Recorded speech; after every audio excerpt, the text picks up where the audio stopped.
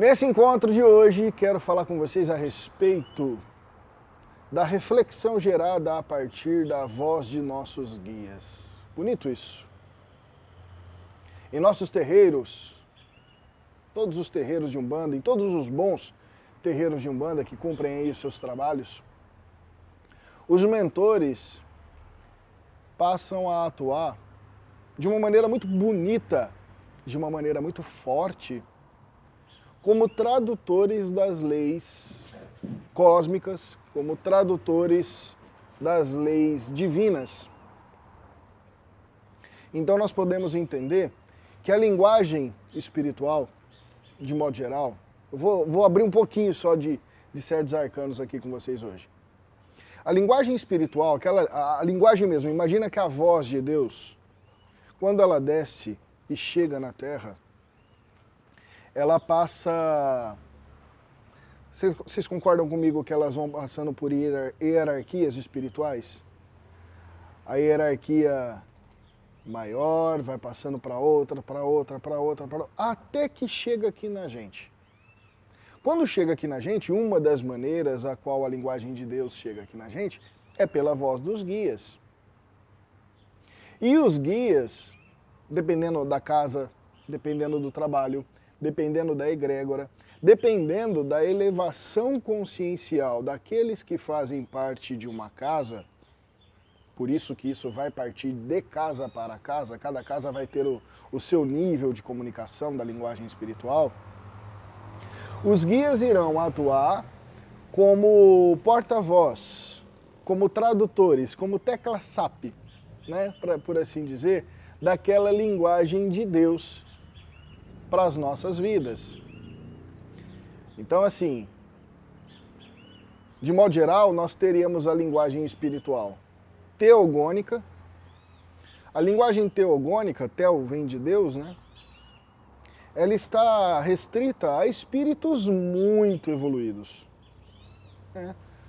Então, provavelmente, talvez, nem que estejam aí no magnetismo, nem que estejam mais no magnetismo terrestre. Então, a linguagem de Deus ela é muito acima daquilo que a gente consiga, talvez, conceber. E os espíritos, provavelmente, teriam ali um pequeno acesso a essa linguagem.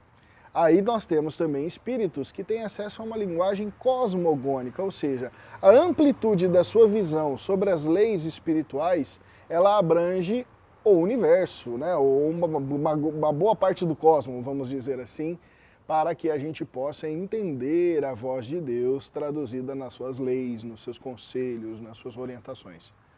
E por fim nós temos a linguagem andragônica, que é a linguagem nossa, de adultos, de seres viventes. De um jeito sem ofensa, mas mundanos aqui na Terra. E os mentores conhecem muito bem a capacidade de absorção do seu público. Os mentores conhecem muito bem até que ponto você, que está nos assistindo, dentro do seu nível consciencial, dentro da sua necessidade, dentro da sua percepção, consiga entender quais são as mensagens que eles vêm trazendo e onde essas mensagens serão aplicadas no seu dia a dia. Na vida sentimental, na vida profissional, na vida amorosa, enfim. Nesse sentido, essa linguagem andragônica, muitas vezes, as pessoas ainda entendem 100% por ferro e fogo, ou seja, o que o guia falou se torna uma lei. Eu acho bonito isso, não acho isso tão negativo. Mas no sistema de crença da nossa casa, daquilo que a gente pratica, aqui no CEIA, então nós não estamos falando agora em nome das umbandas de modo geral. Aqui no CEIA, nós procuramos, de maneira sistemática, extremamente respeitosa, poder pegar algumas mensagens desses mentores, destes guias, quando essas mensagens são para o grupo, né? Porque toda casa de Umbanda, Os mentores-chefes das casas, eles dão mensagens que é para todo o grupo, né? Quem já participou de um trabalho de Umbanda sabe disso. Que não é aquele aconselhamento de boca a pé de orelha, né? Que é aquele aconselhamento direto, aquele aconselhamento para um grupo, para a casa. E por mais que eles tentem, por mais que os guias tentem deixar a mensagem de uma maneira muito clara, muito objetiva para aqueles que estão ouvindo, às vezes no médium, né? O médium pode ser o dirigente, pode ser o médium da casa, enfim. Nos falta vocabulário para traduzir o que o guia diz. E acaba que essa mensagem, ela se torna, por mais objetiva, por mais prática que ela seja, ela se torna um tanto metafórica. Para te dar o exemplo, é como se eles tentassem dizer assim, vá fazer um currículo e arrumar um emprego. Mas nós não temos essas palavras nas nossas bocas.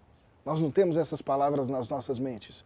E aí o guia, assim como Jesus fazia, pessoal, o trabalho precisa de uma preparação e precisa de uma apresentação na empresa. Entendem?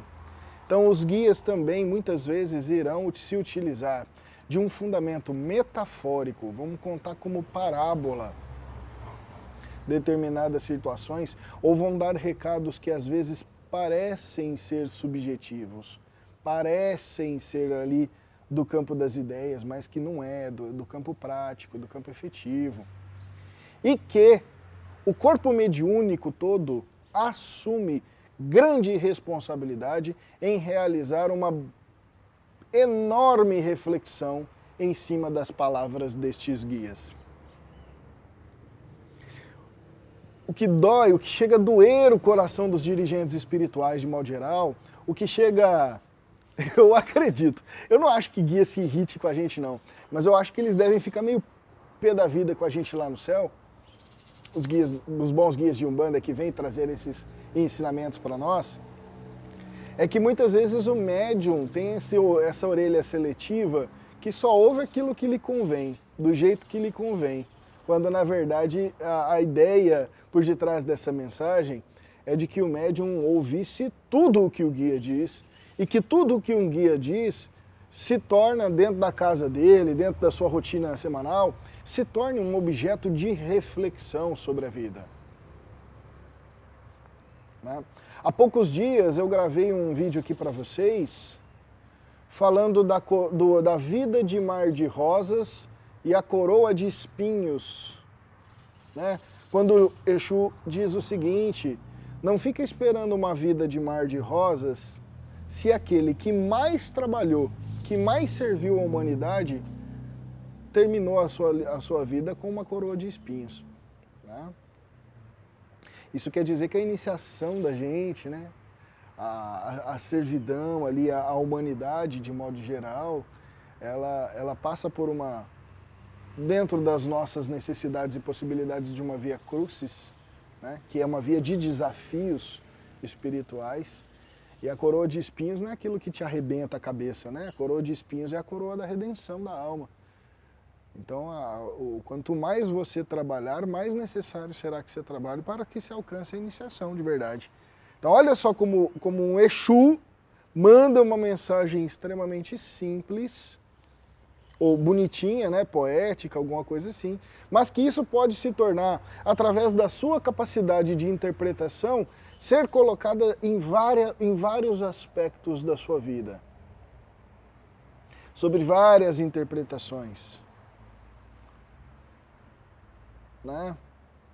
Jesus fazia isso muito bem. E nós médiuns, na nossa imperfeição, às vezes vão nos faltar palavra, é óbvio, para traduzir aquela mensagem que um guia quer transmitir. E cabe a nós a buscar essa reflexão, a buscar essa compreensão mais profunda diante dessas lições que os guias vêm nos trazer. Mais importante ainda é quando você, médium de Umbanda, recebe a mensagem do seu mentor. Cadê a pontinha da câmera aqui? Do seu mentor. Estou ruim de mira. Quando o seu mentor fala contigo.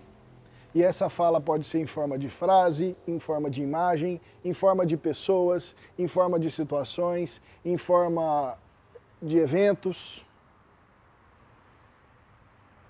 Você vai lá, se ajoelha, pede uma resposta para o sagrado irá te providenciar. Mas precisa de um corpo atento aos sinais. A vida não é só quando a gente se machuca no corpo. Sabe que aquelas pessoas que esperam, o tal do ver para crer e para ver esperam bater na carne? Na Umbanda a gente aprende a realidade dos mundos sutis. Do mundo elétrico, né, energético, do mundo astral, do mundo mental, do mundo espiritual. E a mensagem de um guia merece reflexão e atenção em todas essas instâncias. Senão você sempre vai ser, a tendência pelo menos, é que você se torne um fantoche, uma ovelha.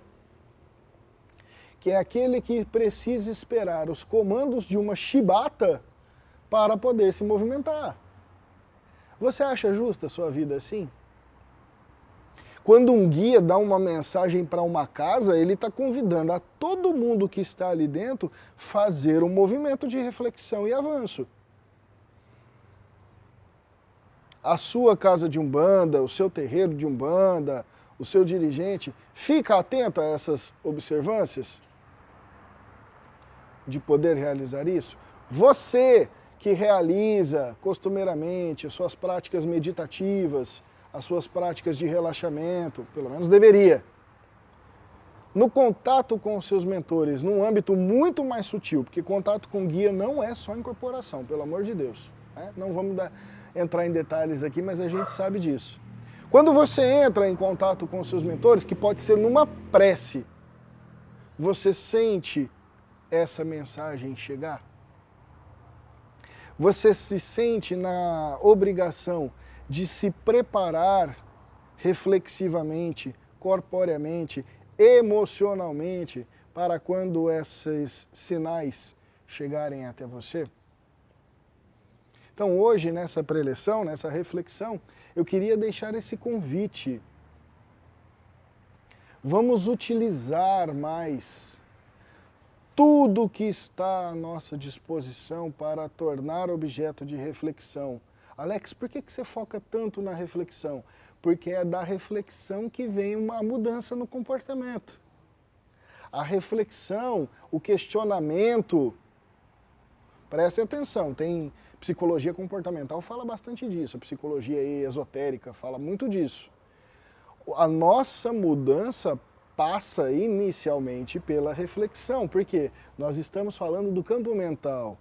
Essa reflexão muda, choca, mexe com as nossas emoções até que a gente abra nosso corpo para mudar as ações, pensamento, sentimento e ação. Não é isso?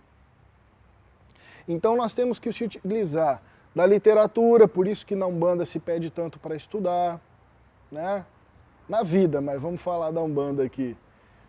Para quando você está no terreiro, agora nesses momentos tão escassos, né, de vida no terreiro, de gira, mas que eu acredito que os bons dirigentes estejam no mínimo buscando alguma maneira de fazer o trabalho do seu terreiro chegar aos seus membros sem que haja necessariamente uma gira presencial, mas para que os membros do terreiro possam se alimentar e nutrir os seus processos reflexivos acerca desses conhecimentos transmitidos, né?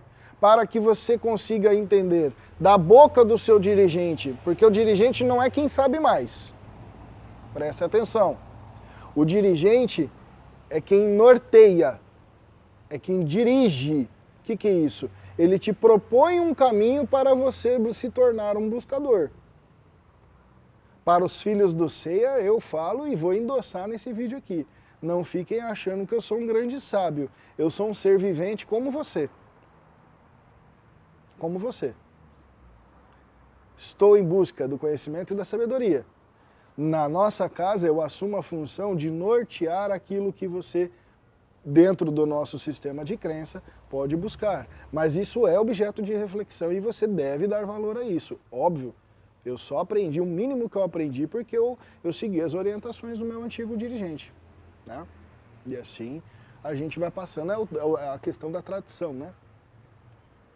E depois disso, ou mais importante que isso até, a palavra, muito mais importante que isso, a palavra dos guias serem objeto dessa reflexão para que você leve para a sua vida as mudanças que esses guias labutam tanto em trazer para nós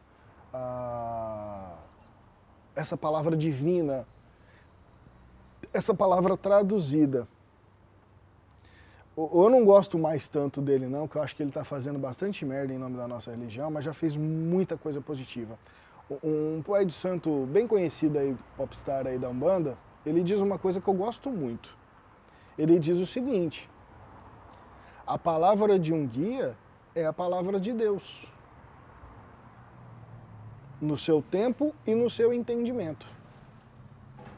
Se isso para você, médium de Umbanda, adepto da Umbanda, não é suficiente para fazer valer a sua análise, a sua reflexão sobre a sua vida, sinto te dizer, não sei como que você espera que ela chegue, né?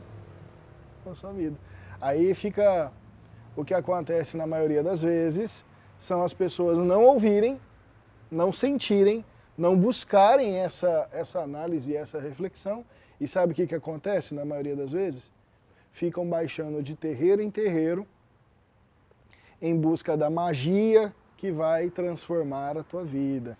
Do ebó, da oferenda, da vela, da simpatia, da firmeza que os guias irão propiciar para você mudar a sua vida, quando apenas uma simples palavra já poderia ser suficiente para você transformar a sua realidade. Como diz o menininho do meme, reflitam.